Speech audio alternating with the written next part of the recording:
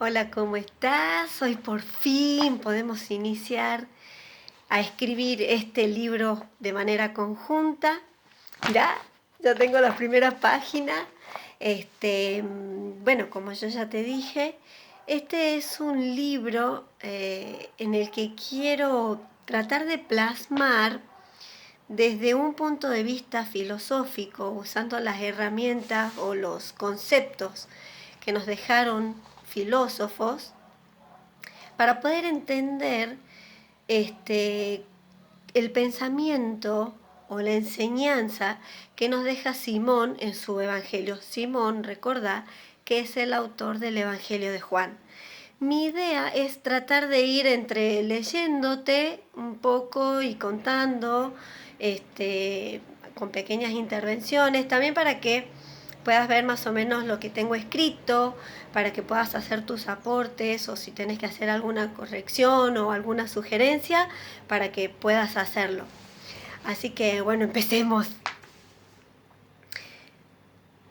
Bueno, esta partecita no estoy como muy convencida, así que si tenés alguna sugerencia me la haces, porque no me convence muy mucho esta primera parte, que dice: para poder entender desde un punto de vista filosófico el pensamiento de Simón, autor del Evangelio de Juan, es preciso que primero miremos sus escritos desde una visión analítica y objetiva, como también conocer a su escritor. Bueno, sí, me parecía importante esto, o sea, ir, ya que vamos a hacer un análisis sobre el Evangelio, empezar desde una perspectiva generalista, digamos, una mirada en general de este Evangelio para poder empezar a profundizar.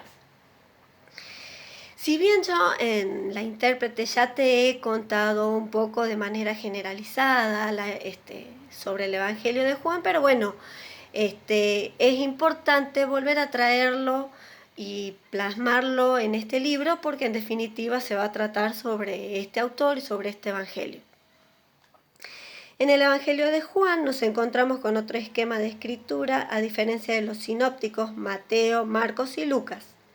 En 1776, el biblista alemán Johann Jakob Griesbach, perdón, no sé las pronunciaciones, presentó su libro Sinopsis sobre los 3 evangelios mencionados, en el cual esos evangelios aparecían en un formato impreso de columnas paralelas, lo que facilitaba su mirada en conjunto o simultánea.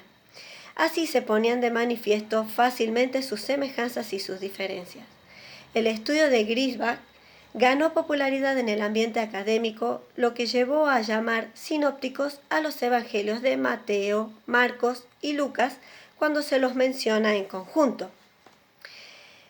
Por causa de su contenido, el Evangelio de Juan, o cuarto evangelio canónico, no permite su comparación con los 3 primeros, salvo en unos pocos pasajes. El Evangelio de Juan no solo contiene muchos pasajes inequivalentes en los otros evangelios canónicos, sino que aún los pasajes con cierta similitud son presentados de forma totalmente diversa en cuanto al contenido, al lenguaje, a las expresiones con que predica Jesús y a los lugares de su ministerio.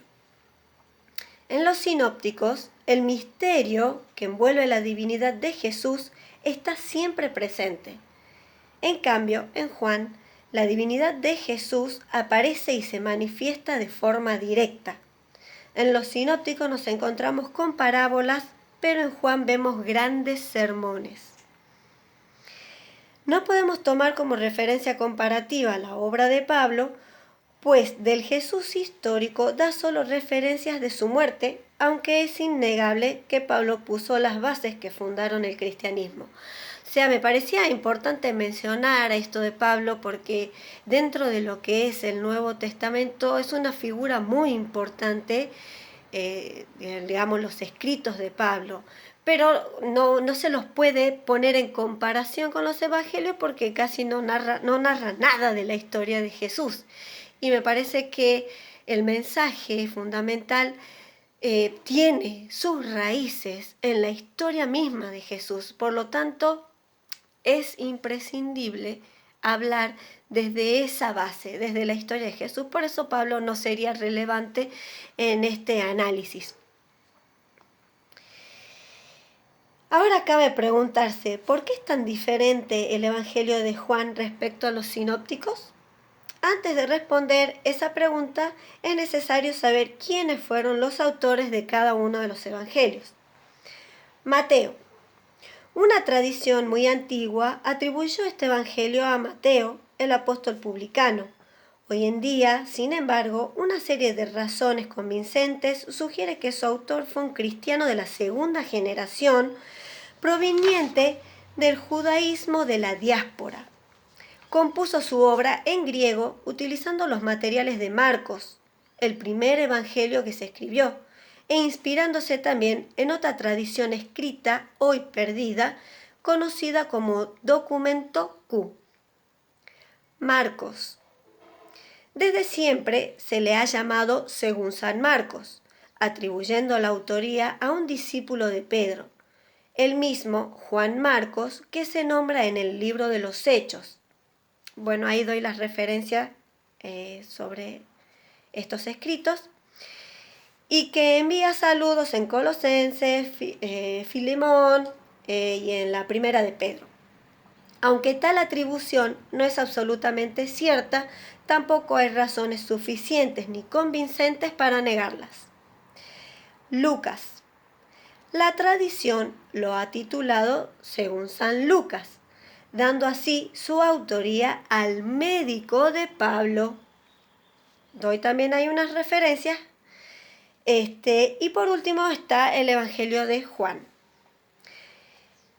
Y acá hago una aclaración porque está sobre las autorías de los que ya mencioné, de los sinópticos. Yo tomo la referencia de una Biblia que en la parte inicial de cada evangelio trae todas estas referencias y muchas más, por supuesto. Habla sobre la época en que se escribió, sobre el lugar y muchas cosas más. Pero las referencias que da sobre el Evangelio de Juan es una referencia muy antigua, donde no constan las últimas investigaciones que se hicieron, por la cual no la tomo, pero acá lo aclaro. Dice, sobre la autoría de este Evangelio no voy a poner de referencia lo que está escrito en esa Biblia que les menciono, de la cual extraje la información de los otros autores, pues muestra una teoría no actualizada, por lo tanto poco consistente, ya que atribuye su composición a 5 estratos diferentes con 3 escribientes. ¿Por qué? Porque como se suponía que su autor era Juan, un joven pescador, entonces se empezó a especular con muchas cosas y se había llegado a esta conclusión, pero las últimas investigaciones, que son las que te voy a leer ahora, dan por descartado esto. Por eso no lo mencioné, como este libro se trata sobre este autor, entonces dejamos de lado lo que decía ahí. Desde Irineo de León, 202 después de Cristo, la tradición de la Iglesia reconoce unánimemente a Juan el Zebedeo como discípulo predilecto y autor del Evangelio, que es el discípulo más joven, el joven pescador. Pero en la época moderna han surgido serias dudas y con justa causa sobre esta identificación. Al haber tenido el nombre de un autor, Juan Zebedeo, los exégetas buscaron evidencia para tratar de encuadrar sus características, joven pescador, que lo justificaran como escritor del Evangelio, que es esto que se plasma en esta referencia bíblica. Pero el autor, que no es Juan, tiene características que se corresponden con el lenguaje, conocimiento temporoespacial y religioso que se transmite en el Evangelio sin necesidad de forzar nada. Algo a tener en cuenta es que los escritos que se adjudican a Juan son 5, el Evangelio, 3 cartas y el Apocalipsis, siendo este último el único que lleva el nombre de autor, Juan. Y esto ya te lo explico, así no te lo leo. Como el Apocalipsis tiene un lenguaje más tosco, tranquilamente puede ser atribuido a un pescador. Por eso se considera que el autor del Apocalipsis es diferente al del Evangelio y sus 3 cartas. El Papa Emérito Benedicto XVI nos deja en su libro Jesús de Nazaret la respuesta a lo que la investigación actual nos dice del cuarto evangelista. Te estoy por leer la cita.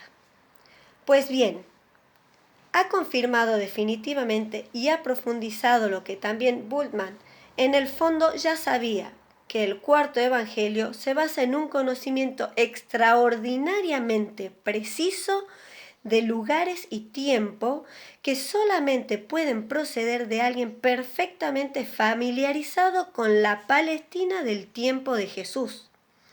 Además, se ha visto con claridad que el Evangelio piensa y argumenta totalmente a partir del Antiguo Testamento, desde la Torá, y que toda su forma de argumentar está profundamente enraizada en el judaísmo de la época de Jesús. El lenguaje del Evangelio muestra de manera inconfundible este enraizamiento interno del libro. Por más que Bultmann lo considerara gnóstico, la obra está escrita en un griego koiné, no literario, sencillo, impregnado del lenguaje de la piedad judía, tal como era hablado en Jerusalén, también por las clases medias y altas, pero donde al mismo tiempo también se discutía, se rezaba y se leía la escritura en la lengua sagrada. Engel hace notar que también en la época de Herodes se había formado en Jerusalén una clase alta judía más o menos helenizada con una cultura particular y por tanto vislumbra el origen del Evangelio en la aristocracia sacerdotal de Jerusalén. Esto puede verse confirmado con la concisa información que encontramos en Juan 18:15 y sucesivos. En ella se narra cómo Jesús, después que lo prendieran, fue llevado ante los sumos sacerdotes para interrogarlo y cómo, entre tanto, Simón Pedro y otro discípulo seguían a Jesús para enterarse de lo que iba a ocurrir. Sobre el otro discípulo se dice: este discípulo era conocido del sumo sacerdote y entró con Jesús en el palacio del sumo sacerdote. Sus contactos en la casa del sumo sacerdote eran tales que le permitieron facilitar el acceso también a Pedro, dando lugar a la situación que acabó con la negación de conocer a Jesús. En consecuencia, el círculo de los discípulos se extendía de hecho hasta la aristocracia sacerdotal, cuyo lenguaje resulta ser en buena parte también el del Evangelio.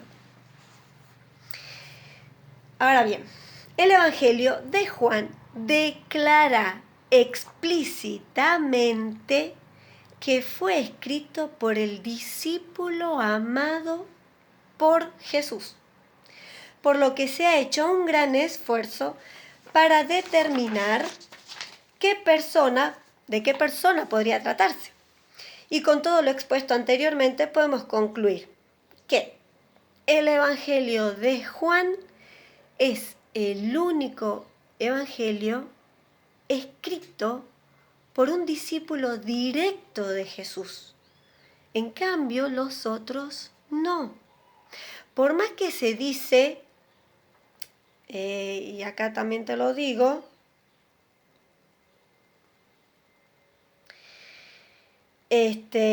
por más que se dice que el Evangelio de Mateo, o sea que Mateo es un discípulo, era un discípulo de Jesús, si bien este discípulo no se lo nombra en el Evangelio de Juan, se lo nombra solo en los sinópticos, que era un recaudador de impuestos, pero como ya te leí en la referencia, no es este discípulo el que escribió ese Evangelio, sino alguien de la segunda generación. Antes de hablar sobre el autor del Evangelio de Juan, es preciso que me detenga a mostrar de manera más específica las diferencias entre los sinópticos y dicho Evangelio. ¿Por qué? Porque como yo ya te dije, lo que es importante es la historia de Jesús. porque esa es la base, para que podamos entender todo lo que se eleva o en la profundidad a la que nos lleva este autor. Por lo tanto, es importante la historia de Jesús. El Evangelio de Juan fue considerado inicialmente un evangelio gnóstico. Te leo la referencia. El nombre de gnóstico viene de la palabra griega gnosis, que significa conocimiento. Gnóstico es, por tanto, quien adquiere un conocimiento especial y vive según él. O sea, se lo consideraba como algo elevado. Fundamentalmente por su carácter marcadamente místico, por lo tanto se dio más relevancia desde el punto de vista histórico a los sinópticos, pero en la actualidad, como lo mencioné anteriormente, el que toma mayor relevancia es el Evangelio de Juan. Tengamos en cuenta que este Evangelio está escrito en un tono misterioso respecto a la historicidad de Jesús y a la identidad del mismo autor. Algo que ya demostré sobradamente en mi libro La Intérprete, sobre quién es el verdadero Jesús histórico, que eso yo ya te lo conté en el libro, que nada tiene que ver con la historia del Jesús que se narra en los sinópticos, pero sí quiero volverlo a mostrar acá de manera quizás un poquito más específica. Entre las grandes diferencias que encontramos, además de la edad de Jesús, que yo ya te lo conté en el libro La Intérprete, que para los sinópticos Jesús cuando muere tenía 33, y en el Evangelio de Juan, obtenemos que la edad en realidad a la que Jesús muere era con 19 años, que por eso era cordero. Nos encontramos con que los sucesos históricos fueron también diferentes. En los sinópticos, el desencadenante de la crucifixión de Jesús fue la expulsión del templo, y en el Evangelio de Juan fue la resurrección de Lázaro. Y recordemos que la expulsión del templo en el Evangelio de Juan se narra al inicio de su vida pública. En cambio, en los sinópticos está narrado al final, con lo cual ahí ya hay una diferencia. En el Evangelio de Juan no se narran exorcismos, no hay transfiguración, el diablo no tienta a Jesús, Jesús no tiene duda sobre su misión, no siente miedo, no maldice a nadie. En los sinópticos, ese Jesús se la pasaba maldiciendo, les llamaba raza de víboras a los fariseos, maldice a la higuera, les decía que aquel que no lo reconociera a él lo negaría ante el Padre. O sea, se ve un Jesús como si estuviese en conflicto, como si estuviese sintiéndose inseguro, con miedos, en conflicto con los demás. En cambio, Jesús que se muestra en el Evangelio de Juan es un Jesús que está en paz, que es un Jesús que acerca, que contiene, que ama, y se lo nota claramente. Por lo cual, hasta esas diferencias, hay una diferencia marcada en la personalidad de Jesús, del Jesús que se muestra en los sinópticos, y la personalidad del Jesús que se muestra en el Evangelio de Juan.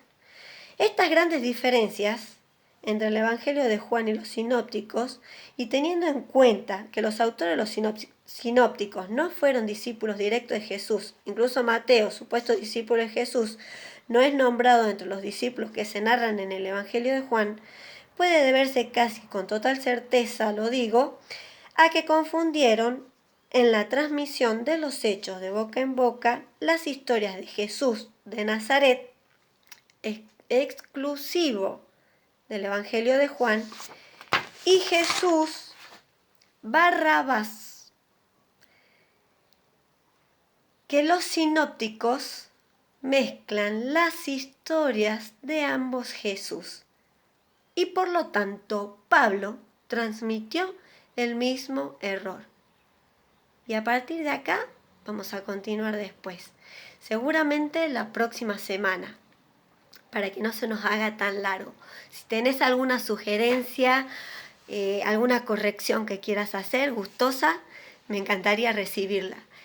Y seguimos la próxima semana escribiendo nuestro libro. Lo que es título y prólogo lo dejo para más adelante para que lo hagamos de manera conjunta. Que tengas un hermoso día. Nos vemos la semana siguiente.